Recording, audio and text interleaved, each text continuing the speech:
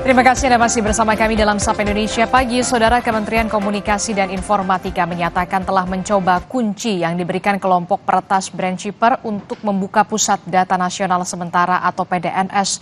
Kunci itu berhasil digunakan sehingga Kemenkominfo sedang berupaya memulihkan seluruh data PDNS. Menurut Dirjen Aplikasi dan Informatika Kementerian Kominfo, Samuel Abriani Pangerapan, kelompok BrainChipper telah memberikan kunci untuk membuka enskripsi ransomware yang menyandera PDNS. Kemenkominfo pun telah menggunakan kunci tersebut dan berhasil membuka sejumlah spesimen data.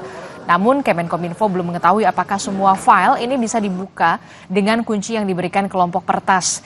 Karena itu, tim dari Kominfo dan BSSN masih memerlukan waktu untuk memulihkan seluruh data PDNS.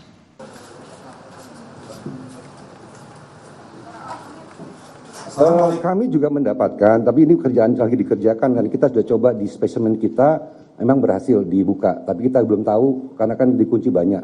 Itu sih lagi dikerjakan oleh teman-teman teknis.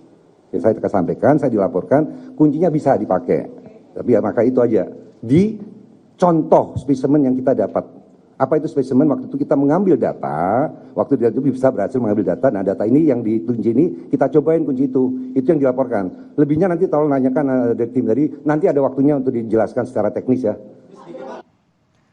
Sebelumnya, Saudara, BrainChipper, kelompok hacker yang menyerang Pusat Data Nasional Sementara menjanjikan memberikan kunci deskripsi gratis pada Rabu kemarin. Hal ini diposting sebuah forum di media sosial X. Melalui media sosial X, yang menuliskan, "This Wednesday we'll give you the key for free. We hope that our attack made it clear to you how important it is to finance the industry and recruit qualified specialists. Our attack did not carry a political context, only a fantasy with post payment."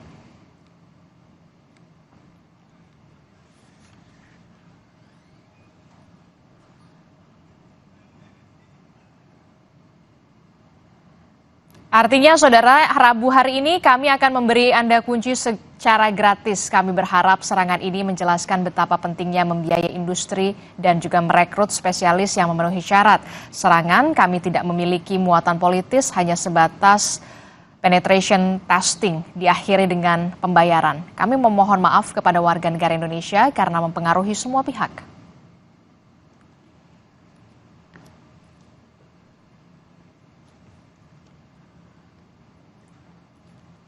Sementara itu, Saudara, Dirjen Aptika Kominfo Samuel Pangerapan mengumumkan pengunduran dirinya dari jabatan Kominfo pada siang kemarin. Samuel mengakui pengunduran dirinya sebagai bentuk pertanggungjawaban atas serangan hacker terhadap Pusat Data Nasional. Dalam keterangannya kepada pers, Samuel Pangerapan mengaku telah mengirimkan surat pengunduran diri kepada Menkominfo per 1 Juli. Samuel mengambil sikap mundur dari jabatan karena bertanggung jawab secara moral dan teknis atas peretasan Pusat Data Nasional. Sementara terkait dengan kondisi Pusat Data Nasional, Kominfo masih terus melakukan tindakan pemulihan.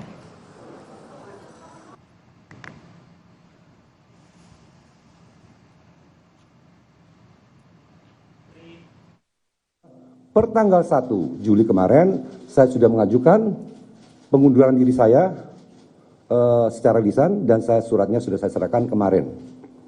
Pertama, alasannya, kejadian ini bagaimanapun juga secara teknis adalah tanggung jawab saya sebagai Dirjen Pengampu dalam proses transformasi pemerintahan secara teknis. Jadi saya mengambil tanggung jawab ini secara moral dan saya menyatakan harusnya selesai di saya, karena ini adalah masalah yang harusnya saya tangani dengan baik. Kami juga mendapatkan, tapi ini kerjaan lagi dikerjakan, dan kita sudah coba di spesimen kita memang berhasil dibuka, tapi kita belum tahu karena kan dikunci banyak. Itu sih lagi dikerjakan oleh teman-teman teknis.